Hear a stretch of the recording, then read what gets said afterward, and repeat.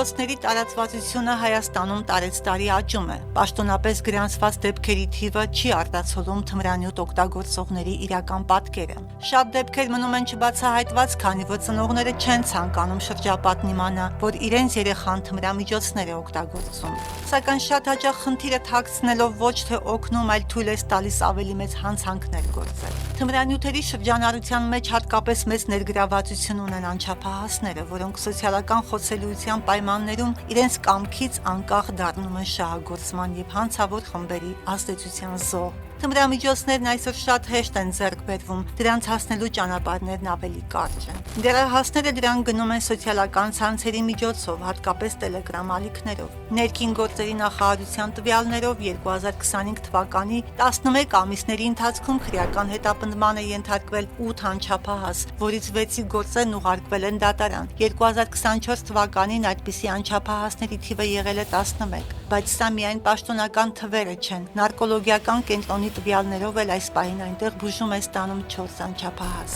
Նարկոլոգ Սուրեն Նազինյանը նշում է, որ վերջին տարիներին մեծ տարածում են գտել հոգեխթանիչ հանդիսացող սինթետիկ թմրամիջոցները, որոնք բավականին վտանգավոր են ու շատ արագ կախվածության մեջ են գցում անձին։ Նա նաև հավաստիացնում է, որ այդ կախվածությունից հնարավոր է բուժվել եւ արդյունքը բավականին մեծ է լինում, եթե վաղ փուլում են դիմում բուժօգնության։ Նույնիսկ թմրամիջոցների գործածումը դադարեցնելուց հետո թմրամիջոցներից կախվածություն ունեցող մարդը, օրինակ, տարիներ անց մեկ անգամ նույնիսկ փորձելու դեպքում իր մոտ լինելու է սրացում բավական մեծ հավանականությամբ եւ նորից վերսկսելու թմրամիջոցների ամենօրյա գործածումը։ Մասնագետի խոսքով քաղաքացին տեղեկացված չէ եւ չունի հնարավորություն ստուգելու, թե ինչ բաղադրություն ունեն, այսպես ասած, փողոցային թմրամիջոցները, ինչպես նաեւ դրանցում իրական թմրամիջոցի եւ տոքսիկ հավելումների հարաբերակցությունը, ինչը գետոզավորման դեպքում կարող է հանգեցնել անդառնալի հետևանքների։ Էլ իհարկե շնչական համակարգն ախտարվում մարդու, միևնույն ժամանակ պետք է հատուկ փաստեն, որ քթի լորձաթաղանթի լրջագույն ախտարում լինում, նաև ոսկրային հյուսվածքի ախտարում է հնարավոր ու իհարկե նաև կախվածության համախտանիշ, ծանր կախվածության համախտանիշ, եթե հաշվի առնենք, թե քթի միջոցով ինչ տեսակի թմրամիջոցներ են գործածում, դրանք ծանր բավական հոգեխթանիշներն են։ Ներարկային եղանակով գործածման դեպքում հետևանքներ առավել ծանր են, երբ երակներն այլևս պիտանի չեն, ներարկումները կատարվում են աճուկային կամ անոթափոսի շրջանում, ինչը կարող է հանգեցնել միավ վարակի, հեպատիտ C-ի և հեպատիտ B-ի, երբեմն անգամ մահվան։ Ամենակարևորը չմոռանանք թմրամիջոցների սուր թունավորման արդյունքում հավանական մահվան ելքը, խոսքը վերաբերվում է գերդոզավորում կոչվածին, երբ որ մարդու մոտ թմրամիջոցի գործածման արդյունքում առաջանում է կոնկրետ որևէ, այսպես ասած, կենտրոնական նյարդային համակարգում որևէ կենտրոնի լրջագույն ախտահարում, որի արդյունքում մարդու մոտ առաջանում է մահ, այսինքն սա է գերդոզավորում կոչվածը, որից մարդուն փրկելը բավականին դժվար է եւ դրա համար իրականում անհրաժեշտ է վերակենդանացման միջոցառում։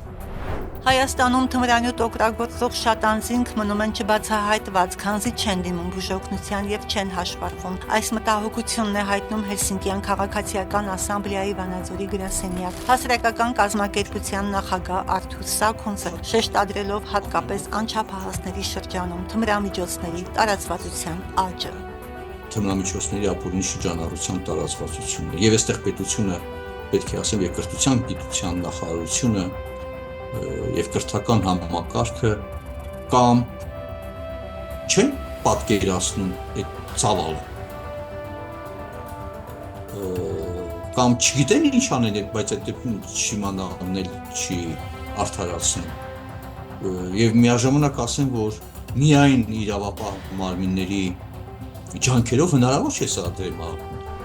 Երեխաները դպրոցական տարիքից պետք է ունենան հիմնավոր պատկերացում թմրամիջոցների խիստ վտանգավորության մասին։ Ուսուցիչը միայն կրթությունը կազմակերպողը եւ գիտելիքը փոխանցողը չէ, նա ավելի կարևոր դեր ունի, համոզված է կրթության փորձագետ Ատոմ Մխիթարյանը։ Կրթության որակը էապես անկում է ապրում, առանց այդ էլ վատ վիճակում։ Մյուսը առողջական խնդիրներ են առաջանում, մյուսը այսպես վատ վարքի քարոզ է կատարում, որը իր հետևից կարող է բերել իսկապես այնպիսի կորուստների, որոնց մասին նույնիսկ պատկերացնել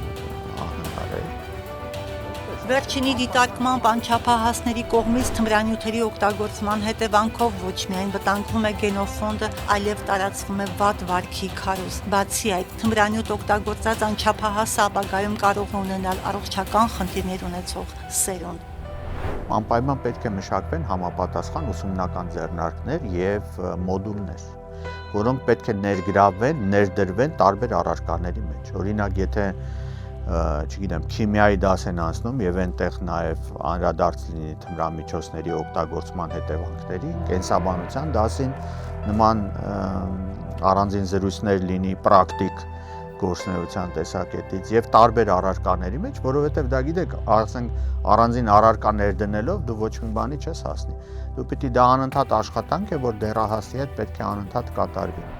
Նարկոլոգի խոսքով թմրանյութ օգտագործողների երիտասարդացում է նկատվում Հայաստանում։ Այդ անձանց հիմնական տարիքային միջակայքը 30-ից 50 տարեկանն են։ Նրանք հիմնականում արական սեռի ներկայացուցիչներ են։ Թմրամիջոցների տեսակներն են փոխվել Հայաստանում, այսինքն նախկին, այսպես ասած, մեր նախկինում մեր տարածաշրջանում առավել տարածված երկու խմբից բացի դրանք կանաբինոիդներն են, օրինակ նույն մարիխուանան եւ ափյոնատիպ նյութերը, հերոինի խումբը, այսպես ասած, դրանց հետ միաժամանակ ավելացել նաեւ այլ խմբի թմրամիջոցներ, որոնք նախկին մեր երկրում չեն եղել։ Խոսքը առավելապես վերաբերում է ներկայումս հոգեխթանիչների խմբին, դրանց ամենատարածված ներկայացուցիչը Հայաստանում մեթամֆետամինն է, ճակերտներով կրիստալ են ասում, որը խիստ վտանգավոր եւ կախվածություն առաջացնելու բարձր պոտենցիալ ունեցող նյութ է։ Իրավապաշտպանի գնահատմամբ պետության պարտավորությունը կյանքի դժվարին իրավիճակում գտնվող այս անձանց իրավունքների պաշտպանության հարցում խիստ անբավարար է։ Նրա խոսքով որոշ երկրներ արմատական փոփոխությունների գնացին եւ առողջապահական ծառայությունների միջոցով հաղթահարեցին այդ խնդիրը, իսկ Հայաստանում մարդուն օգնելու փոխարեն պատասխանատվության են ենթարկում։ Ես չեմ տեսնում հստակ մշակված քաղաքականություն համալիր, որի մեջ առողջապահական ծառայությունները, կրթական ուրեմն բնակավարը, ամենավերջում պետք է լինի իրավապահ։ Ներքին գործերի նախարարի մամուլի քարտուղար Նարեկ Սարգսյանը նույնպես շեշտում է, որ թմրամիջոցների դեմ պայքարը միայն ոստիկանության աշխատանքով չպետք է սահմանափակվի։ Պետք է համագործակցեն բոլոր կառույցները։ Նա վստահեցնում է, համայնքային ոստիկանությունը պարբերաբար հանդիպումներ է ունենում աշակերտների եւ ուսուցչական կազմի հետ։ Պարբերաբար հիմնականում սոց կայքերում հայտարարություններ են լինում, գրառումներ են լինում, այսպես ասած դպրոցներում վխտում է թմրամիջոցը, նման բառապաշարով, ամենուրեք թմրանյութեր են եւ այլն եւ այլն։ Մեր վարչությունն է մանրակրկիտ մոնիթորինգ է ենթարկում բոլոր գրառումները եւ կարող եմ ասել, որ վերջին շրջանում չեմ հիշում մի դեպք, երբ որևէ գրառում կամ նման հայտարարություն արած անձ այդ հայտարարությունը անելուց հետո հաղորդում ներկայացած լինի կամ մեզ տրամադրած լինի որոշակի հստակ տվյալներ, որ օրինակ այս կամ այն դպրոցում իրոք թմրանյութի հայտնաբերման դեպք է եղել եւ մենք գնանք այդ ուղղությամբ։ Արթուր Սաքունցի տվյալները հակառակն են փաստում։ Հելսինկյան ասամբլեայի Վանաձորի գրասենյակը նույնիսկ ահազանգեր է ստանում, որ ուսումնական հաստատությունների մոտ թմրանյութեր են տարածում։ Այն ահազանգերը, որ մենք ստանում ենք, հատկապես սոցիալական ցանցերով, տարածման, դրանք հորինովի չեն։ Տեսեք, նոր ինֆորմացիոն տեխնոլոգիաների այս զարգացվածության պարագայում, Telegram եւ այլն, դրանք էլ ավելի են բարդացնում, որովհետեւ տարածումը նաեւ դրանց միջոցով է արվում, ընդ որում անթակույց։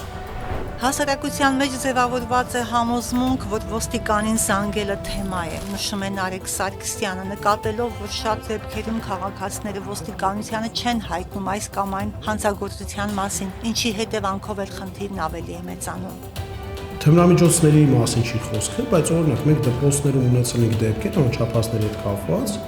որ այդ դպրոցի տնօրինությունը, ուսուցչական կազմը կոծկել է այդ դեպքը, չի հայտնել ոստիկաններին, այդ դեպքի մասին որևէ մեկը չի տեղեկացվել, այդ դեպքը ունեցել է շարունակություն, ավելի վատ երևույթի է հանգեցրել, օրինակ ծեծկռտուքի կամ դանակահարության,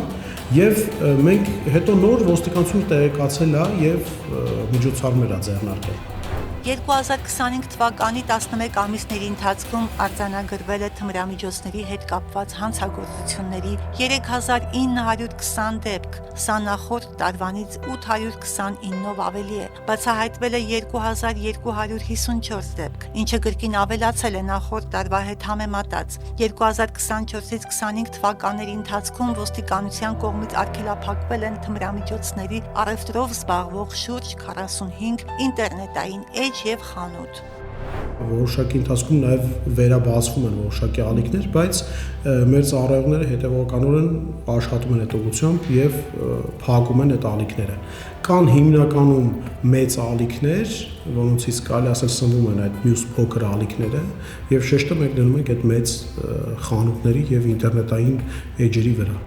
Կախվածությունների բուժման ազգային կենտրոնի տվյալներով 2025 թվականի հունվարի 1-ի դրությամբ թմրանյութերից կախվածության, դրանց գործածման, հոգեակտիվ նյութերի գործածման ակտիվության կապակցությամբ հաշվառված են եղել 7818 անձինք, որոնցից 184-ը եղել են կանայք։ Թմրանյութերի տարածվածությունն ամբողջ աշխարհում լուրջ խնդիր է, Հայաստանն էլ անմաստ չէ դրանից։ Ըստ ուսումնասիրությունների թմրանյութերի հիմնական ծավալը գալիս է Իրանից։ Հայաստան ներթափանցած օրինակ 20 կիլոգրամանոց թմրամիջոցը պատկերացնում եք թե քանի մասերի կարող է բաժանվել եւ որքան անձի փոքր չափաբաժներով պետք է գնա եւ հասնի եւ մենք շեշտադրում ենք այդ մեծականակ թմրամիջոցի հայտնաբերման վրա։ Թմրամիջոցների ապօրինի շրջանառության դեմ հնարավոր չէ հաջողել, եթե շարունակաբար պայքարում ես թմրամիջոց գործածողների դեմ, ասում է Արթուր Սաքունցը։ Անձը կարող է վկայություն տալ, բայց պաշտպանված չլինել։ Այդ անվստահությունն է, որ թույլ չի տալիս շատերին իրենց իրավունքների պաշտպանության եւ իրենց խնդիրները լուծելու ակնկալիքով դիմել որևէ կառույցի կամ հենց իրավապահ մարմիններին։ Սա եզակի հիվանդությունն է կամ առողջական խնդիրն է, որի համար մարդը կարող է պատասխանատվության ենթարկվել։ Եվ օրենսդրությունն է ենթադրում, որ թմրամիջոցից կախվածություն ունենալը հանդիսանում է քրեորեն կամ վարչական պատասխանատվության ենթակա արարք։ Սա ամենաաբսուրդն է։ Չկա որևէ այլ հիվանդություն կամ առողջական խնդիր, որի հիմքով մարդը ենթարկվի պատասխանատվության։ Ինչու են թմրանյութերն այսքան հասանելի, ինչպես են անարգել ներթափանցում Հայաստանի Հանրապետության տարածք։ Վերահսկողությունն է թույլ, թե այսպես ասած նարկոտիկների բիզնեսը հովանավորվում է ամենավերևներից։ Ինչուներն ու ինչպեսները թերևս կարելի է շարունակել, սակայն փաստ է թմրանյութերի ապօրինի շրջանառությունը տարեցտարի ավելանում է, ինչը նաև ազգային անվտանգության խնդիր է։ Հասմիկ Մովսիսյան, Օրագիր Նյուզ։